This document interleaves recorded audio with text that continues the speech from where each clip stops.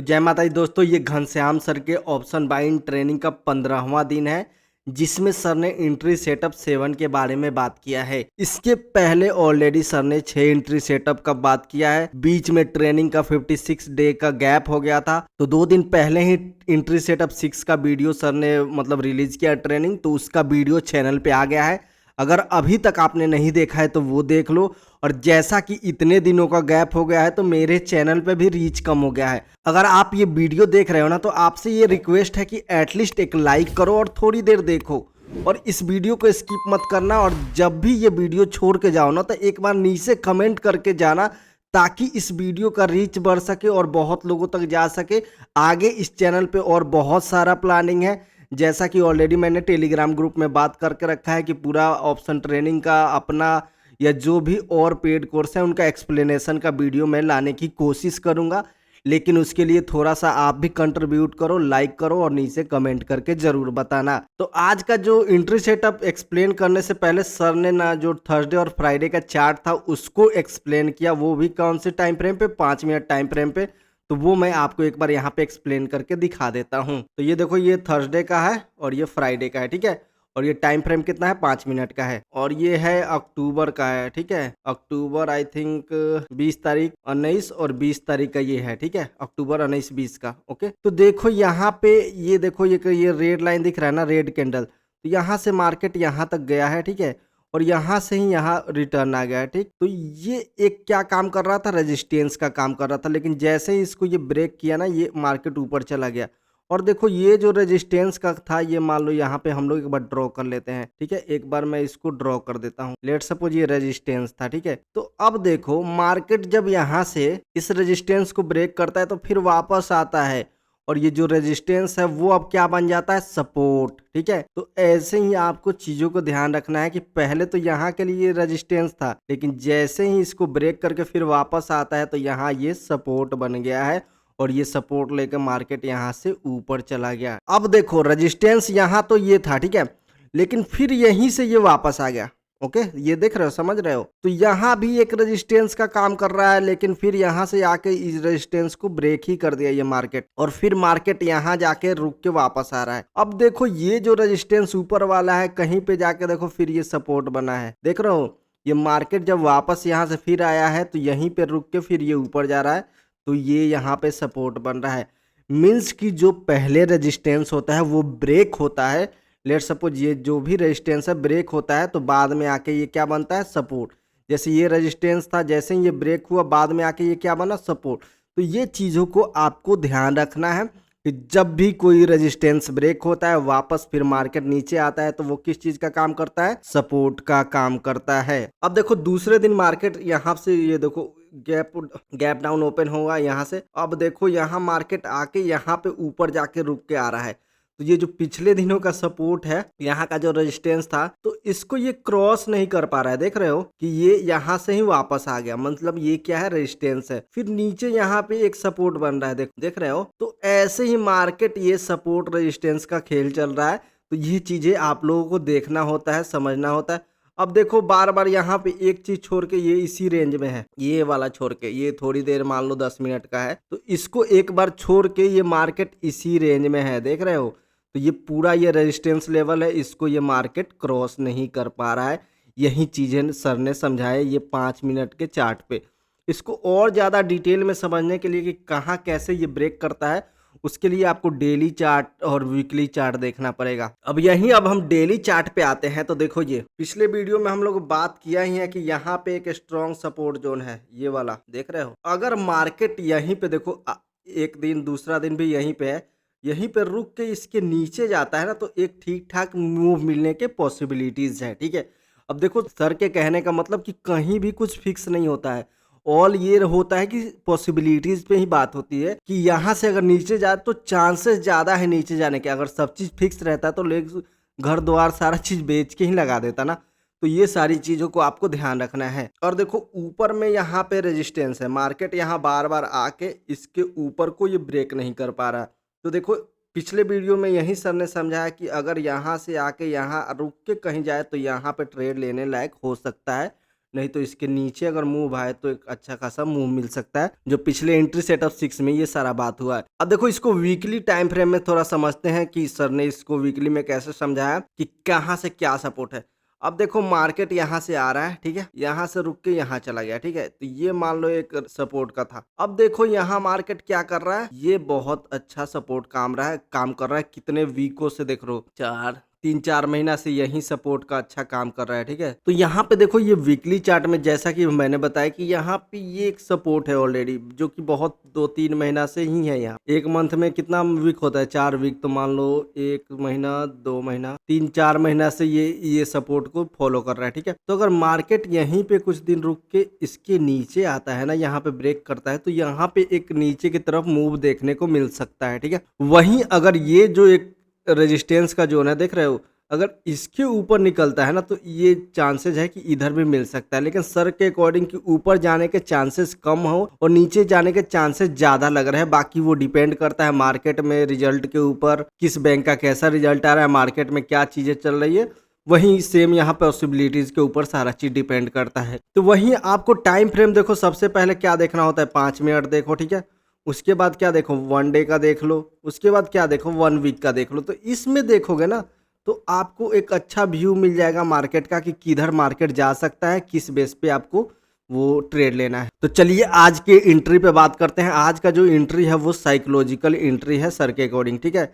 कि मतलब ये एक अच्छा पॉइंट है जहाँ पे बहुत लोग का ये साइकोलॉजी रहता है कि यहीं पे लेना होता है। बहुत बड़े बड़े लोग होते हैं जो ये जो साइकोलॉजिकल पॉइंट्स होते हैं ना, इसके बाद मार्केट एक अच्छा मूव देता है और ये एक्सपायरी के दिन बहुत अच्छे तरीके से काम करता है। लेकिन देखो ये चीज़ें हमेशा ध्यान रखना कि ये डेली नहीं बनेगा, हर एक्सपायरी के दिन भी नहीं बनेगा, लेकिन जब बनेगा ये अच्छा मूव दे सकता है। फिर भी यहाँ पॉसिबिलिटीज़ की ही बात है, वो आगे हम बात करेंगे। तो ये जो साइकोलॉजिकल पॉइंट, एंट्री पॉइंट है ना, वो राउंड फिगर पे काम करते हैं। राउंड फिगर लाइक 500 से अंत हो या 1000 का अंत हो पॉइंट, ठीक है। जैसे मान लो कि 44,500, तो इसमें एंड में क्या आ रहा है, 500 आ रहा है ना, तो ये 500 वाला राउंड फिगर है। और वहीं 44,000 वाला आ गया तो इसका राउंड फिगर क्या है, 1000 वाला राउंड फिगर है। तो अगर ये सब पॉइंट्स के बाद अगर मार्केट आगे निकलता है या नीचे आता है तो ठीक ठाक मूव देखने को मिल सकते हैं। और ये जो राउंड फिगर है ना, 500 और 1000 वाले, ये सिर्फ अप्लाई होते हैं किस चीज़ पे, बैंक निफ्टी पे, ठीक है। क्योंकि बैंक निफ्टी में ही ज़्यादा मतलब 40,000, 35,000, 45,000 इस रेंज में रहता है। लेकिन वहीं निफ्टी पे ये बहुत मतलब 20,000, 18,000 के रेंज में है, तो उधर कम होता है। तो फिलहाल हम सिर्फ बैंक निफ्टी पे ही बात करेंगे कि ये बैंक निफ्टी पे ही अप्लाई होता है। तो जो भी बड़े कॉल राइटर या पुट राइटर होते हैं ना, उनके लिए ये काफ़ी अच्छा मतलब पसंदीदा स्ट्राइक पॉइंट है। अब देखो थोड़ा सा एग्जाम्पल ऑलरेडी हम लोगों ने ये दिया ना कि 44,000, 45,000, 43,500, ये सारा चीज़ मतलब जो एंड 500 से हो या 1000 वाले रूट में हो, जैसे 44,000, 45,000, 46,000, ये राउंड फिगर हो गया, ठीक है, 1500 वाला। तो राउंड फिगर के कुछ एग्जांपल और ले लेते हैं। मान लो मार्केट अभी 44,000 पे है, ठीक है। अगर ये ऊपर की तरफ जा रहा है तो अगला राउंड फिगर क्या होगा, 44,500। उसके बाद अगला क्या होगा, 45,000, ठीक है। वैसे ही अगर मार्केट 45,000 पे है और नीचे गिरेगा तो क्या होगा, अगला 44,500, नीचे गिरेगा तो क्या होगा, 44,000। और लेट सपोज ये 44,000 पे ही है तो नीचे की तरफ अगला राउंड फिगर क्या होगा, 43,500, और इसके नीचे क्या होगा, 43,000। तो यही आपको देखना है कि लेट सपोज अगर मार्केट यहीं पे चल रहा है और इसको अगर ब्रेक करके ऊपर जाए तो मार्केट यहाँ से अच्छा खासा मूव दे सकता है। तो आज की इस वीडियो में हम इन्हीं राउंड फिगर के बारे में जानेंगे कि इनको एंट्री कहाँ लेना है, एग्जिट कहाँ करना है, ये सारा चीज़ हम यहीं देखेंगे और सर ने ट्रेनिंग में यहीं बताया है। तो चलिए आगे बढ़ते हैं। तो देखो जब मार्केट इसी रेंज में स्टक रहता है, जैसे 500 या 1000 वाले रेंज में ही रुका रहता है, और उसके बाद जो मूव आता है ना, तब अच्छा खासा मूव आता है और उसी के बेस पे आपको ट्रेड लेना होता है। लेकिन जैसा कि सर ने बताया कि ये पॉसिबिलिटीज़ पे काम करता है, तो ये 60 से 70% ही राइट हो सकता है। मीन्स कि 10 में से 7 बार 6 बार ये सही होगा, बाकी बार आप ये गलत भी हो सकता है। तो आपको इसके लिए रेडी रहना होगा कि कुछ जिस दिन गलत हो उस दिन आपको स्टॉप लॉस लेके बाहर भी निकलना होता है। तो ये चीज़ों को आपको ध्यान रखना है। अब देखो सर ने जो डेली का ये चार्ट अभी लगाया था, जो ऊपर हमने समझाया, इसमें देखो मार्केट ये 2 दिन है। तो पहला ऊपर वाला कहाँ मार्केट रुका है, 44,000 के ऊपर है, जो ये 2 ग्रीन वाला है, ठीक है। ये 44,000 के आसपास रह रहा है, ठीक है। और नीचे जो है वो 43,500, तो ये 44,000 ऊपर है, ठीक है, नीचे 43,550 है। तो इसी रेंज में मार्केट है। अब देखो मार्केट अगर यहाँ से निकलता है तो अच्छा मूव दे सकता है, अगर नीचे जाता है तो ये अच्छा मूव दे सकता है। तो यही ऐसे ही रेंज आपको फाइंड करना है और इसी रेंज पे ट्रेड करना है। लेट सपोज ये मार्केट यहीं पे ओपन हुआ जैसे 43,500 के ऊपर या 43,550 और तब यहाँ से ये नीचे आता है तो एक अच्छा मूव मिलेगा आपको और जिसके बेस पे मतलब आप एक ट्रेड ले सकते हो। लेकिन यही ध्यान रखना है कि क्या है पॉसिबिलिटीज है, इतना 7/10 ही हो सकता है, 7 बार सही और 3 बार गलत भी हो सकते हो आप। तो ये चीज़ों को आपको ध्यान रखना है। सिंपल आपको बता रहा हूँ कि अगर इस रेंज से कहीं मतलब निकल जाए तो आपको अच्छा खासा मूव मिल सकता है, ये चीज़ों को आपको ध्यान रखना है। तो ये सब जितने भी हैं साइकोलॉजिकल एंट्री पॉइंट है। लेट सपोज ये मार्केट इसी रेंज में है, ठीक है, और ये डायरेक्ट यहाँ ना खुल के नीचे ही एकदम गैप डाउन खुल जाता है और फिर वापस आके अगर ये ब्रेक करता है तो ये भी एक अच्छा मूव दे सकता है। जैसे लेट सपोज यहाँ से ये वाला है और यहाँ पे एक गैप डाउन ओपन हो गया थोड़ा सा ही और फिर ये वापस जाके ये गैप डाउन ओपन होता है और यहाँ से थोड़ा देर कंसोलिडेट करके ये इसके नीचे आता है ना तो एक अच्छा खासा आपको मूव मिल सकता है। पिछले एंट्री सेटअप जो आई थिंक 1 और 2 है उसमें सर ने ये डिस्कस किया हुआ है, तो वो जाके आप एक बार देख लेना। तो ये सारे देखो साइकोलॉजिकल एंट्री पॉइंट है, आपको यही देखना है कि मार्केट किस रेंज में चल रहा है और उसके अंदर से अगर निकले तो आप ये अच्छा खासा ट्रेड ले सकते हो। और ये देखना सारा पॉसिबिलिटीज़ के ऊपर डिपेंड करता है। अब देखो जो भी है ना कि ये पॉइंट्स आपको डेली नहीं मिलेंगे, ठीक है, आपको कभी कभार ही मिलेंगे और ये आपके ऊपर नॉलेज के ऊपर एक्सपीरियंस के ऊपर डिपेंड करता है कि आप कब इस पे ट्रेड लोगे कब नहीं लोगे और कहाँ पे आपको कितना क्वांटिटी रखना है। ये ज़्यादा आप जितना ज़्यादा एक आप एक्सपीरियंस करोगे उतने अच्छे तरीके से समझ में आएगा। तो जैसा कि पहले ही हमने बात किया कि ये आपको डेली नहीं मिलेगा। लेट सपोज मार्केट यहाँ 200 से चल रहा है, 300 गया, 400 गया और 400 और 500 के बीच में अटका हुआ है, ठीक है। अब इसके आगे 200 नहीं समझ में आ रहा है तो कुछ भी लगा लो, 44,200, ठीक है, 43,200, जो मन करे वो लगा सकते हो। ये पीछे वाले पार्ट्स में बता रहा हूँ। तो मान लो 44,200 से मार्केट चला, 44,300, 400, ठीक है, और 400 और 500 जो है ना 44,500 इसके बीच में मार्केट मान लो स्टक कर गया, रुक गया है। तो अगर यहाँ से यू ऊपर जाता है तो आपको अच्छा खासा मूव देगा, वो भी कब, 1 बजे, 2 बजे, 1:30 बजे, 2:30 बजे के आसपास, ठीक है। तो ये अब देखो ऊपर की तरफ क्यों बोल रहे हैं सर, या ऊपर की तरफ क्यों बोला जा रहा है, क्योंकि मार्केट ऑलरेडी पहले से ही किस चीज में है, अप ट्रेंड में है। और ट्रेंड कैसे चेक करना होता है ये ऑलरेडी हम लोगों ने बात कर लिया है कि जब मार्केट ऊपर की तरफ मान लो पिछले डे से लो से ऊपर जाए तो अप ट्रेंड है। ये सारा चीज ऑलरेडी बात हो चुका है, तो वो जाके आप देख सकते हो। तो अगर इसमें से ये निकल जा रहा है 1:30 बजे, 1 बजे, 2:30 बजे, तो आपको यहाँ पे अच्छा खासा मूव मिल सकता है। तो ये अप ट्रेंड में है। मान लो मार्केट नीचे आ रहा है जैसे 700 से 600 आया और 600 और 500 के बीच में लटक गया, अगर यहाँ से ये ब्रेक करता है तो डाउन साइड में ये आपको अच्छा मूव मिलेगा। अब देखो 600, मान लो ये 44,600 है, ठीक है, 44,500, जो भी अभी मार्केट चल रहा है वो लगा लो। ये पीछे एग्जाम्पल के लिए सर ने समझाया है तो वो मैं आपको बता रहा हूँ। ऐसे केस में ना लेट सपोज जब यहाँ से मार्केट निकलता है तो प्रीमियम आपके बहुत फास्ट मूव होते हैं।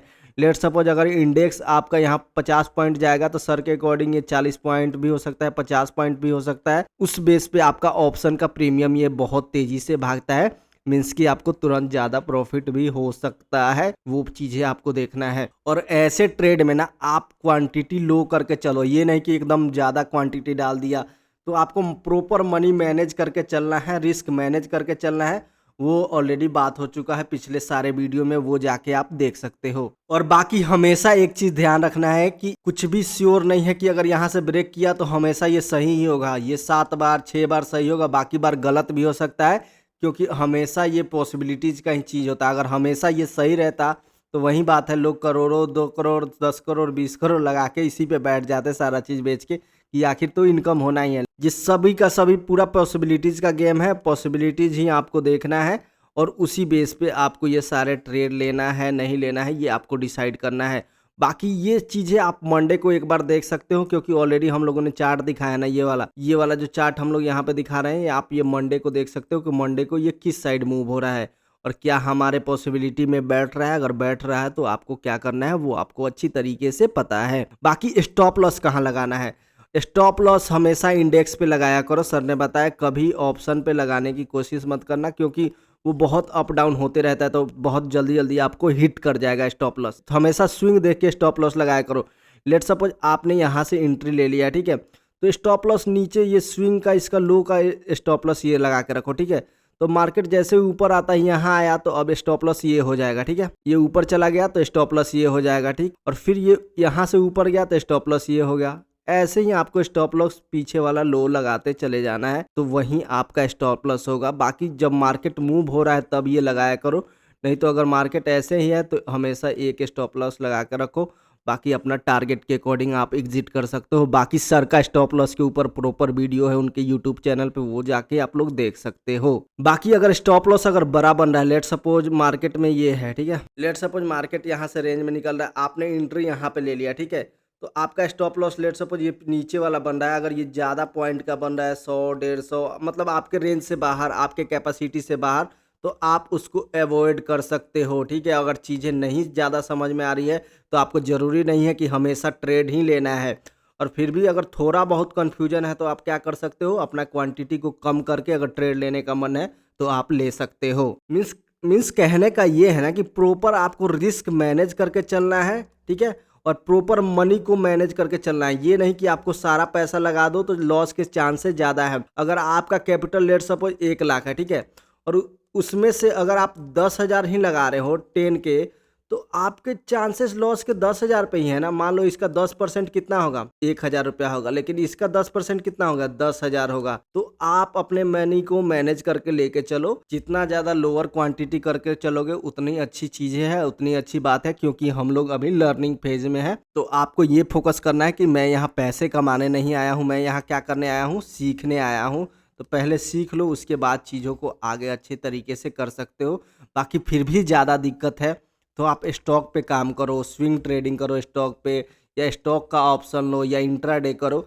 ये ऑप्शन ट्रेडिंग के चक्कर में ज़्यादा मत पड़ो। अगर आपके पास मतलब ज़्यादा दिक्कत हो रहा है, पैसे की कमी है या लॉस ज़्यादा हो रहा है, तो आप हमेशा ये सब चीज़ों पे फोकस मत करो। बाकी ऐसे ट्रेनिंग प्रोवाइड करने के लिए घनश्याम सर को बहुत बहुत धन्यवाद। इस चैनल पर अगर नए हैं तो प्लीज़ चैनल को सब्सक्राइब करना मत भूलना। और ये जो PDF नोट्स है ना, वो मैं टेलीग्राम ग्रुप में डाल दूंगा, लेकिन उसके लिए इस वीडियो पे कम से कम 200 लाइक कर दो तो मैं टेलीग्राम ग्रुप में ये इसको डाल दूंगा, ठीक है। बाकी जो भी बात हो नीचे कमेंट करके आप बता सकते हो। इतने दिनों में इतना ज़्यादा गैप हो गया है तो रीच कम हो गया है, तो प्लीज़ इस वीडियो पर लाइक ज़रूर करके जाना और नीचे कमेंट करना एकदम इम्पोर्टेंट है, बता के जाना कि कैसा है, ताकि रीच बढ़े। तो थोड़ा सा और अच्छे तरीके से मैं भी अपना जो कोर्स है वो डाल दूंगा यहाँ पे, स्टेप बाय स्टेप सारी चीज़ें करेंगे। और बाकी और लोगों को भी जो ट्रेनिंग है उनका कोशिश करेंगे कि एक्सप्लेनेशन वीडियो जल्दी से जल्द लाया जाए। तो इस वीडियो को देखने के लिए थैंक यू सो मच।